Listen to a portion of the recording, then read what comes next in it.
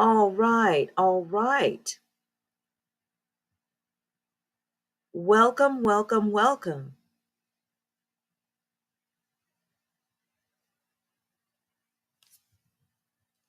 All right, I'm glad to have everybody here today on another entry for All for Success. So I'm hoping that you all are enjoying your morning so far.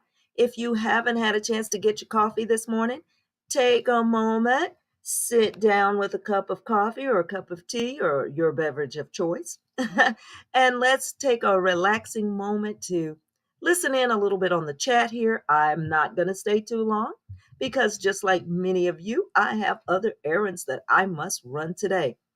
I just want to tell you that I'm glad to be back. I took a break during the holiday of Thanksgiving here, and I had an opportunity to go visit with family. I've got grandbaby. Yes, I do. So I had to go and hang out, and it was really wonderful. Had a lovely time.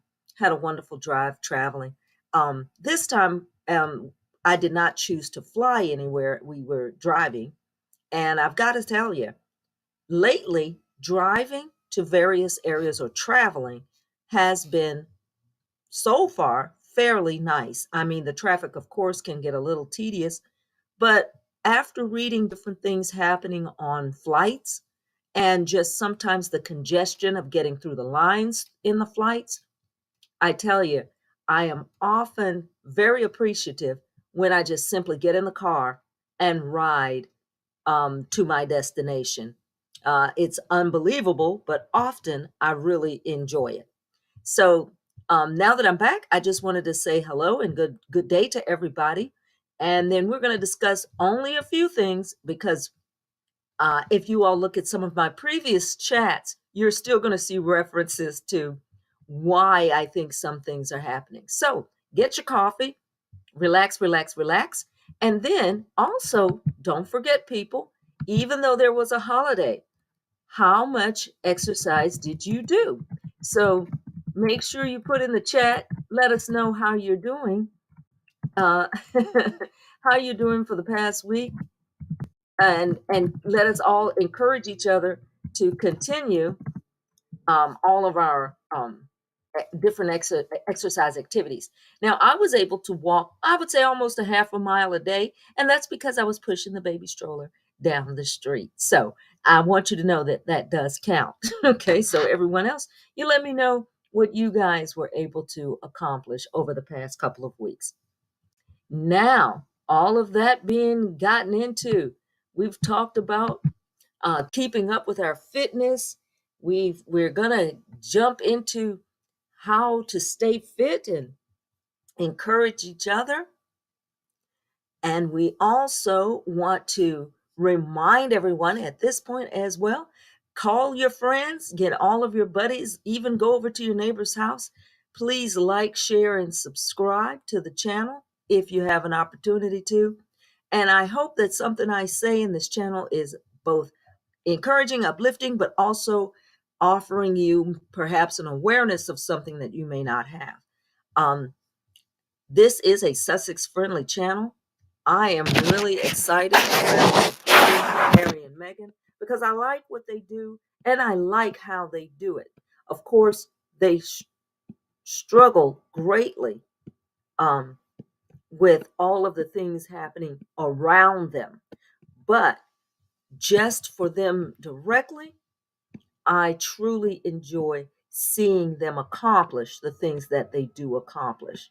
And I think, for lack of a better understanding, it would be wonderful if many people around the world use their resources to do some of the things that they do. So here's where we're going to go with that. Okay. So, again, don't forget all of those things. But in a kind of quick wrapping up type of way, one of the initial things that has happened over the past couple of weeks, things were going good. Harry and Meghan were out and about doing stuff. They were going to different hockey games and meeting with various organizations and thanking people for their support. Harry ran out and dropped the hockey puck at a game in Canada, and they were chilling And then he ran up the road to look at how far along work is being done to support the Invictus Winter Games, which are about to get going. And we all know Invictus, which is a support group for wounded warriors, that is, wounded soldiers and wounded military personnel all over the world. Okay, let's make sure we emphasize that. Let me say that again. Invictus is supportive of wounded soldiers all over the world. That's key. And this is his program, and it is phenomenal. Well, they're about to kick off their winter sports. And yes, even Nigeria will be competing in winter sports, but it's going to be awesome to watch. All right. So that's what they were doing over the past couple of weeks, gliding along, being hated by the UK media as usual. So everything was going, fairly normal.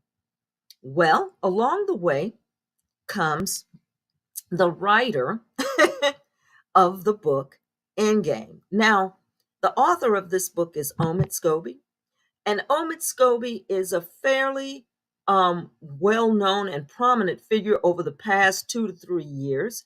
He is featured in having some knowledge of Harry and Meghan, and he attempted, of course, he wrote not long back um, a book that was featuring some of the struggles that Harry and Meghan were having and some of their successes. I think his previous book was called, oh shoot, darn, I didn't write it down. Please forgive me for not doing that. But he wrote a previous book. Matter of fact, while you're listening, let me see if I can find the original book name, because I don't want to just leave you hanging, of the original book that he wrote. But oh, excuse me. But in the original book, he basically featured some of the things that they were doing um, in and around with the royal family. Oh, the original book was called Finding Freedom. All right. So it was sort of chronicling um, their work as they were royal in the royal family, as they were participating with the royal family. Now, he's the author of that book. So he started to write a second book, and this second book is called Endgame. Now, this is going to be the main topic of our chit chat today. This book came out, I think its official date to be dropped was the 28th of November. So it actually came out right during the holiday. And the main focus of this literature, there are multiple chapters where he goes over different things about the royal family that he observed over his, I believe, 10 years of working in and around royal correspondence. Now, let's be clear that he did not work directly for any specific royal. He is not a part of the actual royal rota, the people who are personally contacted to come and cover stories. He, in general, is a journalist that would report from time to time, basically, what he was seeing and experiencing, um, and information that he was provided with. I need to explain to you. Oh, also, please excuse folks if you have any network interference. We do have a slow signal here. So I want to take a moment and apologize for any network drops, failures, or issues. Okay. So anyway, so he's a responsible, for the most part, to my understanding, he would have been a responsible journalist. Now, that would be his profession, would have been observational, investigative, and then to report. Now, he has spoken on several talk shows, and he has indicated that he feels that since the royal family is a public institution, He believes that there should be an element of transparency in how they operate and what they do and how they do it, right? Now, to most of us, that sounds reasonable, right? It's just rational that if it's a public institution, it's just like a public business, that there should be transparency about how it operates. For example, the US Post Office. The US Post Office doesn't particularly have secret operations going on that the American people don't know about. And I'm saying that in general. Now, I'm not talking about they let you read private mail. Of course not. And I'm not saying that they allow you to open up people's packages. That is not what the United States Post Office does. But it is a public institution, it's a public organization, and therefore there is an element of transparency about how it operates, who it pays, who's in charge, who makes the decisions, and what job it actually performs. Like, you know, how much are stamps? Where does your how does your mail get where it goes? Okay, things like that. It's a public institution. Now, in the UK, the royal family is, I think, best described as a pseudo private organization with a public face. Now, that's how I see it, because the organization is based upon a family as its operational um, officers. So, in other words, it's like if the board of IBM is one family, or the board of Coca-Cola. Walmart would be a better example. Walmart is actually the Walton family. So when you see the stores Walmart and how the stores of Walmart operate, you're basically seeing, or at least in up until a certain point of time, you were basically seeing how the father, Mr. Walton, wanted his stores to operate, correct? So if he wanted to build 100 stores in Chicago, it's because Mr. Walton decided to build 100 stores in Chicago, right? And so the royal family is sort of a pseudo operation similar. It's an organization, however, its officers are the royal family, right? So that is how it's basically structured. All right. Now, that being said, Omid Scobie's mentality as he was speaking on the talk shows, and I tell you what, I encourage you to watch a few here and there clips of the various sit downs and interviews that he has had. Because I want to stress to you all, as I have in previous, some of my previous chats, there is a method for the manner in which the UK media operates, okay? And I'll get to the why, but here's what is going on in the actual interviews. Omid is explaining that he feels that transparency should be observed, and these are the things that he's observed about how the royal family operates, and then he gives his prediction on how well it will serve in the future.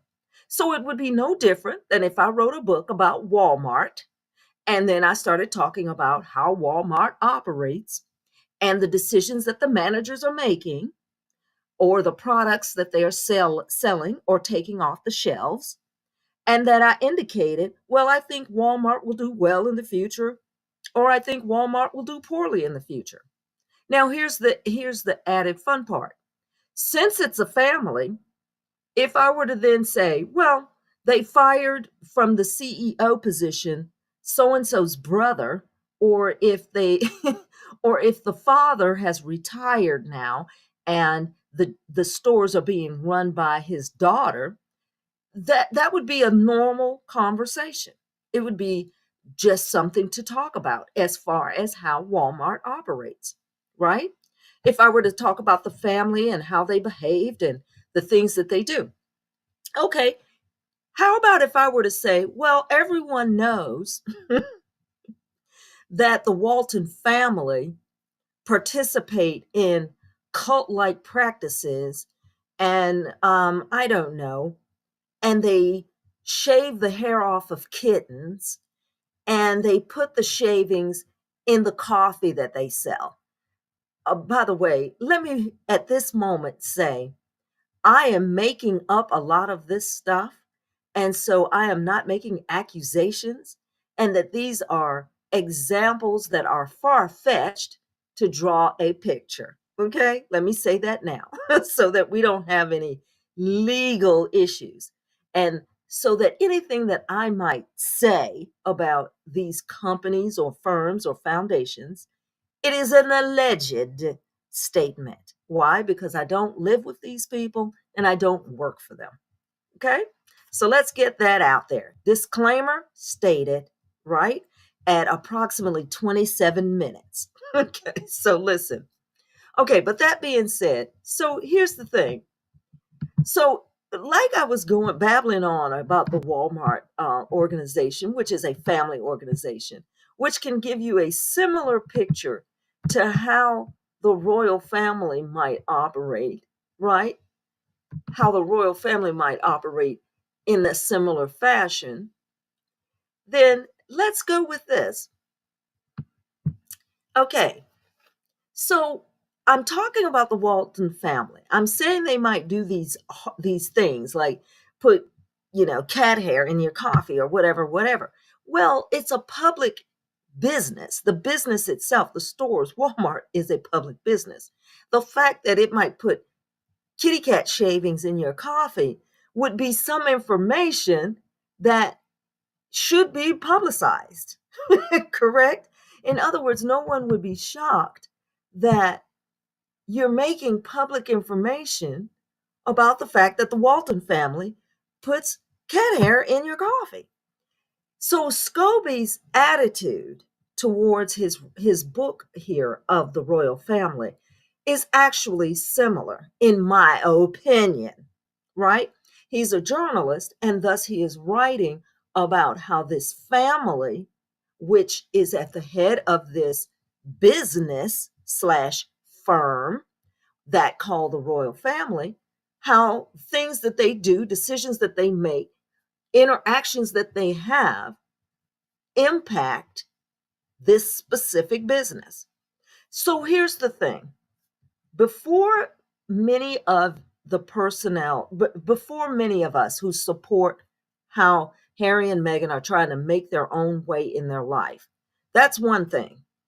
But along with thinking, well, these people are just trying to make their way in their own life, you have to come back to this conception of, well, how is the business or firm that they were a part of, how does it operate in relationship to them? Okay, so in this story, Endgame, and I have not finished this book.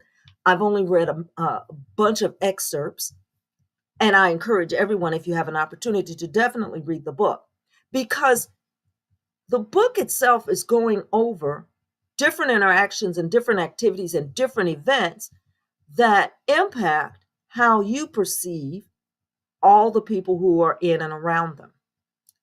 And specifically over the past 5 years, Harry and Meghan, and why they might be operated this way. But he specifically goes into detail about the involvement of the UK media, and that would be the tabloid media, and the connections that they have to the specific members of the royal family. And because of these connections, this is determining what stories are being told in the public by the UK media, how much is poured out to the UK media, and what opinions are being given. And that's the key. That is the really key thing that I wanted to specifically mention. The UK tabloid media has only one purpose: drown out everything in this book that explains the things that they are doing in conjunction with specific members of the royal family. The UK, this entire campaign, which originated, at least at this level, what you're seeing a lot of conflict about is that originally in the book, he did not mention specific names of who did what or who was accused of doing what. However, in the occasion of the discussion of who was talking about Harry and Meghan's child and what the child would potentially look like, and how Meghan perceived this to be a negative comment on, will the child's skin color be too dark, or would it be a necessity to explain the darkness of the child's skin at some point? Now, Meghan took this conversation that she heard about via Harry, and this is what was exposed on the Oprah Winfrey Show, which went all over the world. So here's what the UK tabloid media did with that. Because the UK tabloid media will not discuss anything of substance, and they will not print anything of substance, they have thrown a magnifying glass and a megaphone over the whole concept of who is racist, who said something racist, was it racist? I don't think it was racist. They were accused of being racist. That is the total wash. In other words, the book Endgame is about nothing but who is racist? What did they say that was racist? Was it racist? Who was accused of it? This is spread all over the media, just everywhere in the media. Their tabloid talk shows have spent a half an hour speaking about who seemed to be racist. Was it racist? Why did she originally say it was racism? Did she say it was racism? Did they take it back that it wasn't racism? Shouldn't they apologize for calling someone a racist? This is all they're talking about. And you know why the UK tabloid always does that when it comes to race? Because that topic in the headline draws nothing but attention, and at no point does anyone stop reading that headline or stop listening to that tabloid TV show and ask the question, what did he say in that book about the media dealing with specific royal family members? And what did that specific royal family member tell the tabloid media to do? That's where you need to stop. Which family member tried to cover for the UK tabloid media when they attacked Meghan? Which UK royal family member did not want to expose what the UK tabloid media said and did to Meghan?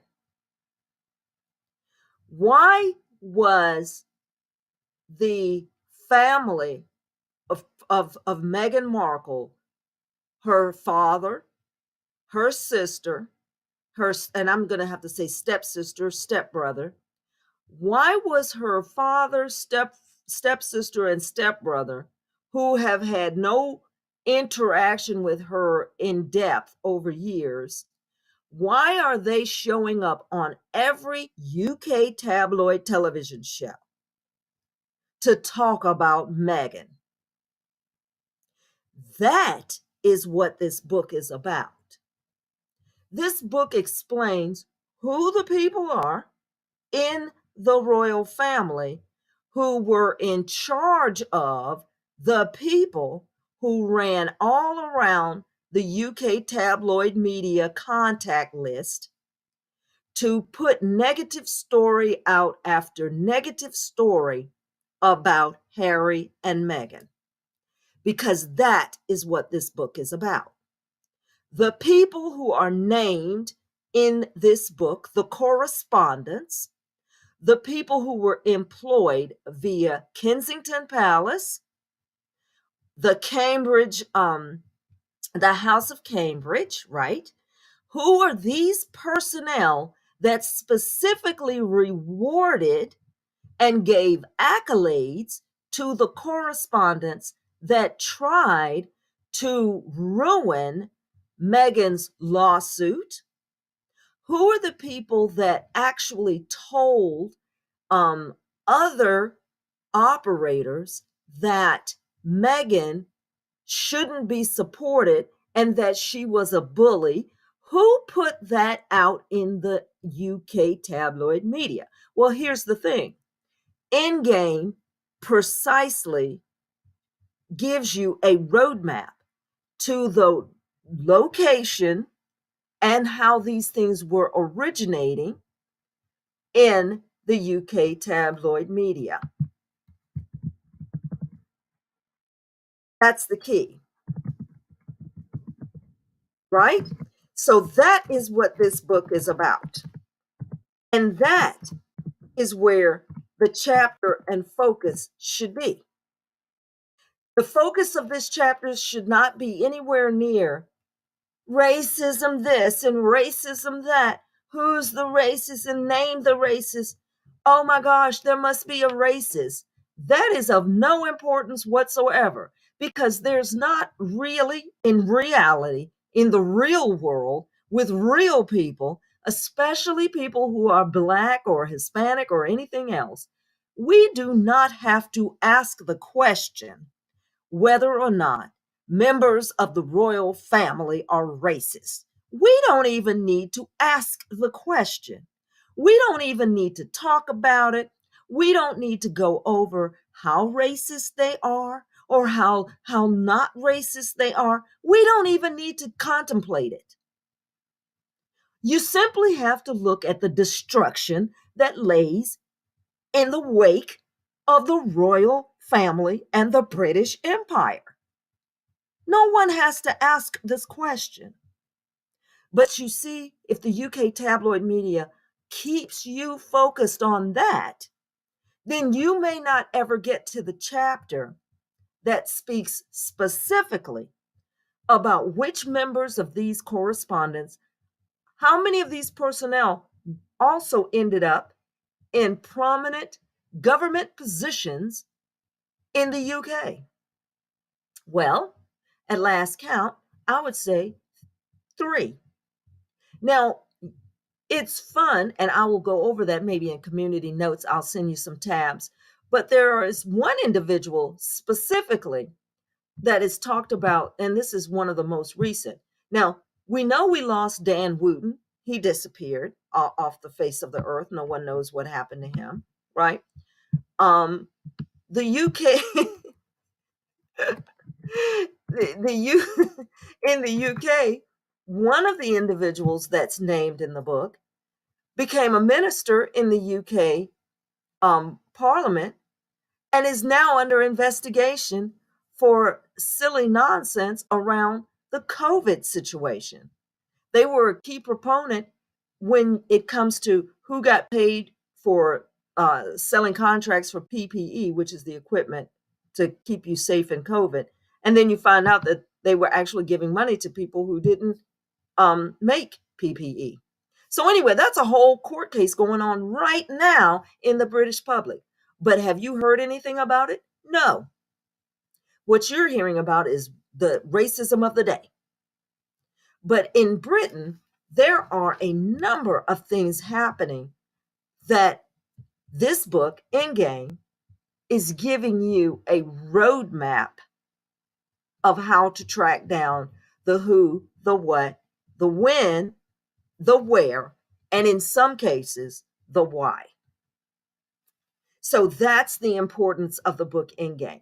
So here's what I want to do. I want to encourage each of you, especially those of you who are supporters of the Sussex, understand that in supporting them, the key thing is make sure that the other elements of this book are talked about, because the racism part, no one really cares. At least I know I don't.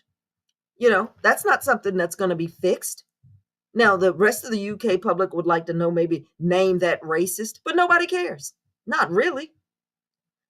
But of course, with that in the tabloid media, and that is what is on the news all day long, the fact that he called XYZ a racist, that seems to be the feature. But this book is not about that. It is about how Megan, perhaps without knowing it, is a proxy and was an experiment, in a sense, on actually projecting a certain image.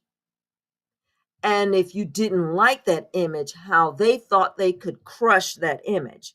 And so they are on a worldwide campaign to create as much tragedy around Harry and Meghan as they possibly can, because they must crush they must crush the image that would allow you to know that there is more negative things going on inside. Now, forget the family, but inside the organization itself.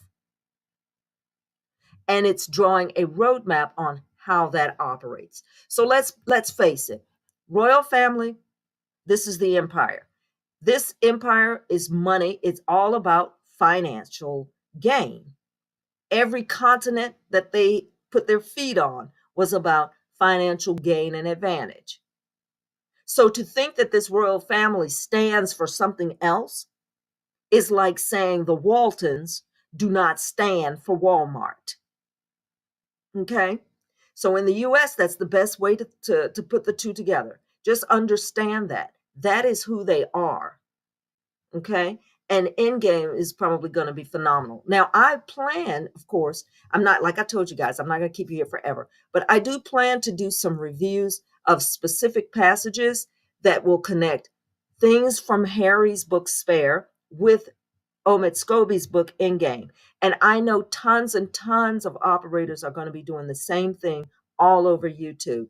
But I hope that you will enjoy some of my presentations with it and some of the things I pick out from it, because I feel that maybe my viewpoint might be a little bit different. It's still going to be supportive nonetheless. Okay, because again, I'm looking at this as a mom of what? Adult children. So if you're the parent of adult children, you're looking at this from a perspective of time.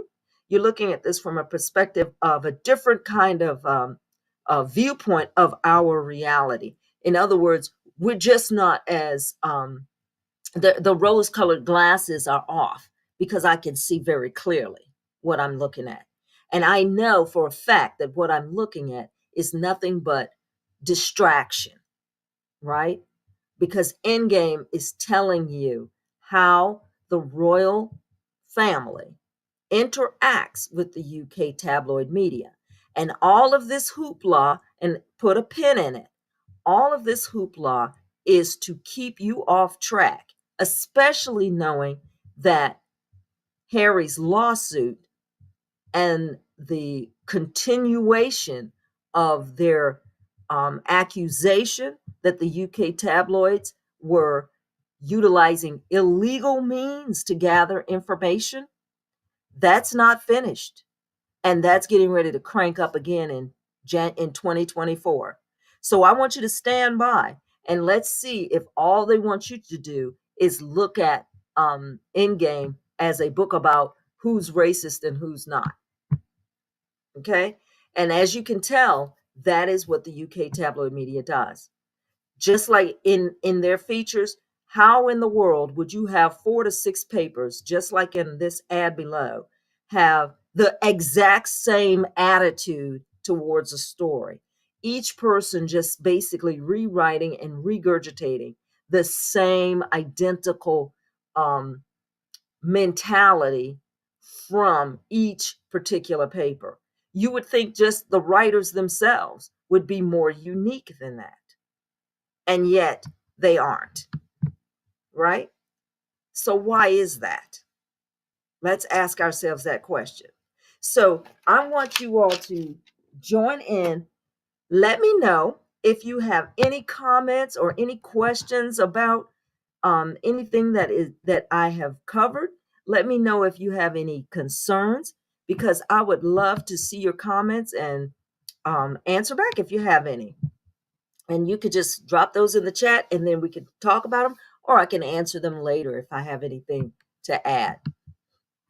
But that is what's going on. It's really sad. It's really sad. But what I want us to do, of course, is to try to remain encouraged and remain focused on the fact that if we continue to just wait this through, don't get too far ahead of it, and let's see what comes of this situation of whether or not, especially the situation in the Netherlands, where a paragraph of information was included in the book by Omid Scobie, but that paragraph was not included anywhere else. So that is also a very interesting fact on whether it was just a simple mistake, or did someone get in a rush and just inadvertently add the names of those personnel, or was it something done deliberately to create all of this distraction? So I'm going to go right now. My mind is saying I'm going to vote right now with it was a simple mistake and the Netherlands did not get the update with that information removed. That's what I'm going to go with. So I'm going to make the assumption that perhaps in an earlier copy, the information about who was named as the chief racist, I'm going to assume they have placed that in the book, or I'm sorry, no, in the original manuscript, and that by mistake it wasn't removed prior to the one being delivered to the Netherlands. But we'll see, because if it's not that, then we're looking at some other type of underhanded mishaps, and we need to find out why that would be the case. But it's going to be intriguing to sort through. So, as we all know, the usual suspects are all mentioned in Omid Scobie's book, and what positions they played, what influence they had.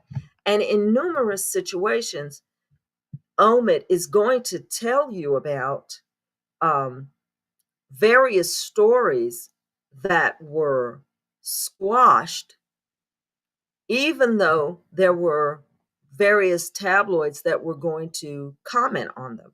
And I'm going to refer you back to one conversation, and that was the possibility that Prince William was somewhat unfaithful to his wife, which of course would not be a big deal, right? But to them, it seemed to be something that they could cover by yet again throwing out a negative Harry and Meghan story.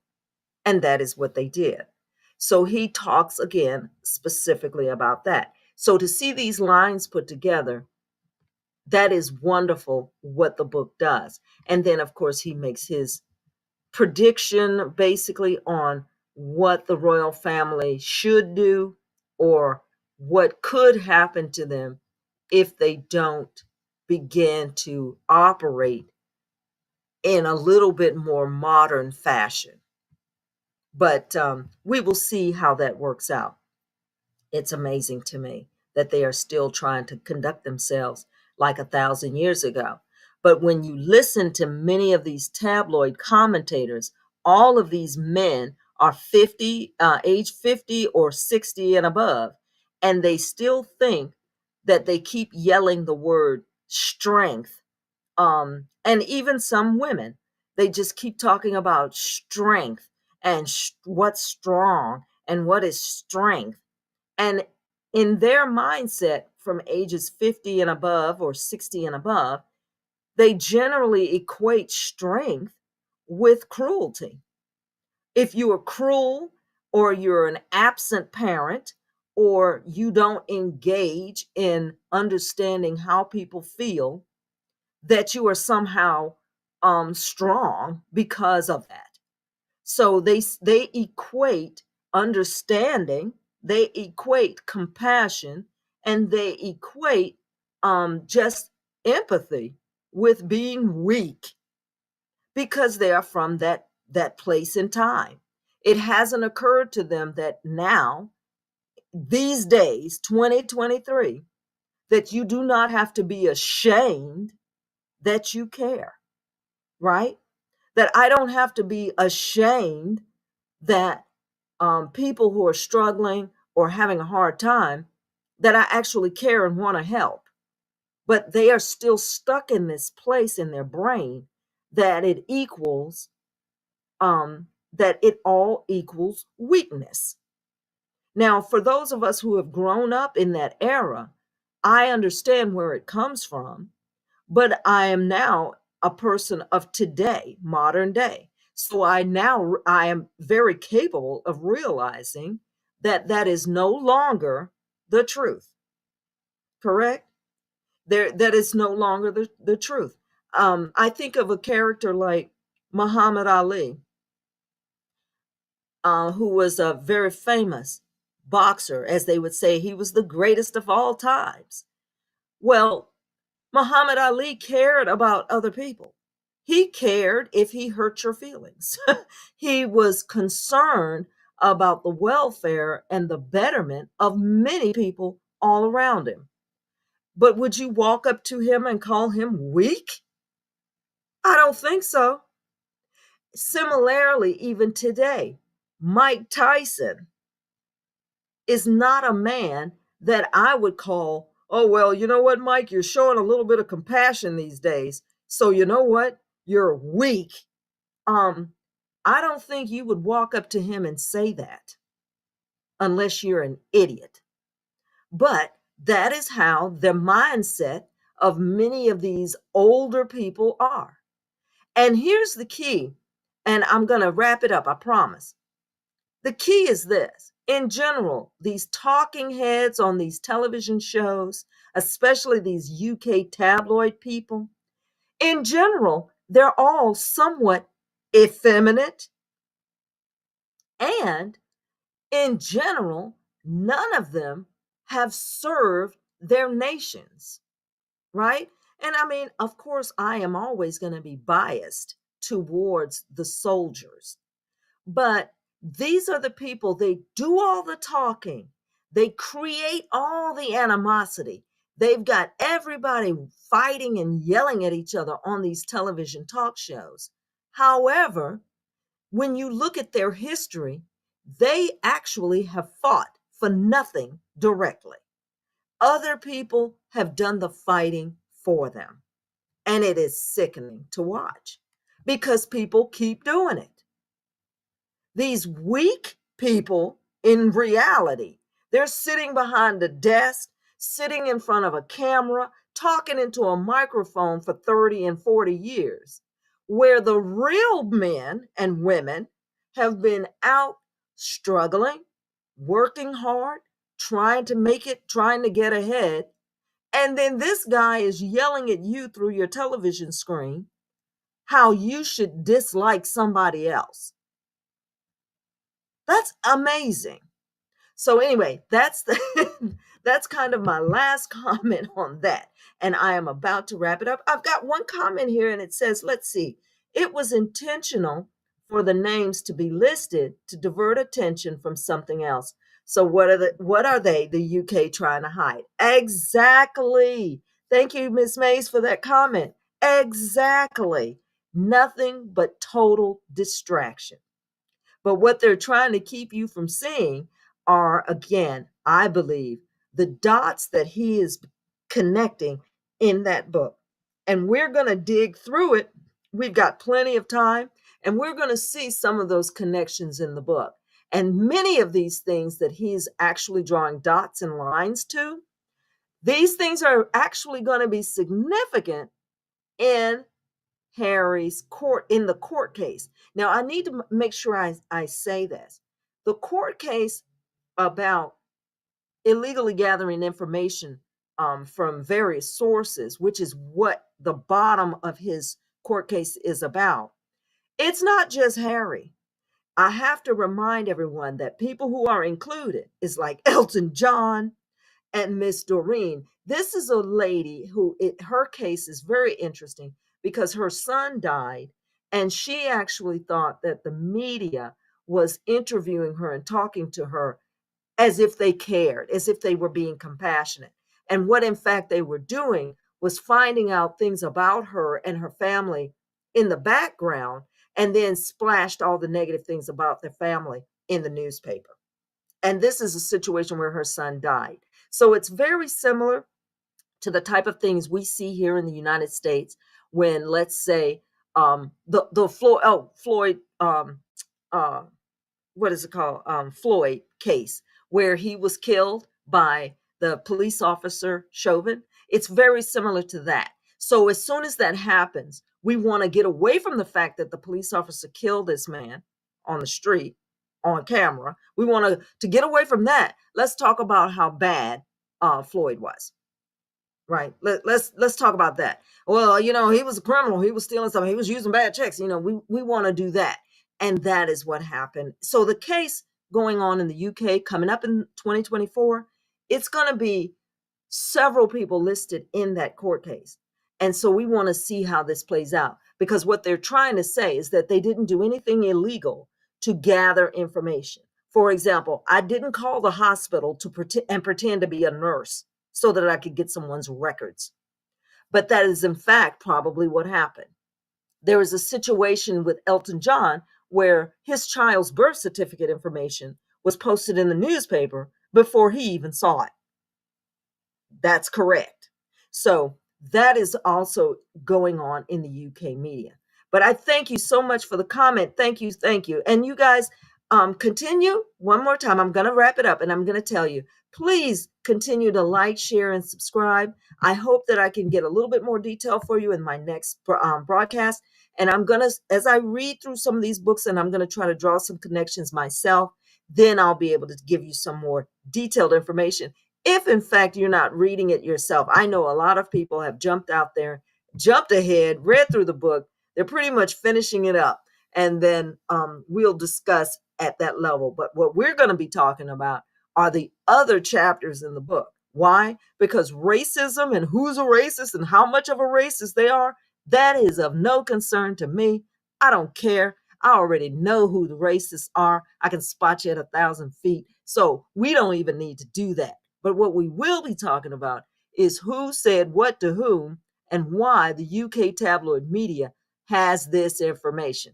That's what we're going to be focusing on. Thank you guys for coming. Thank you all for participating. And let's go out by saying thank you to Miss Doria, because she's a wonderful person.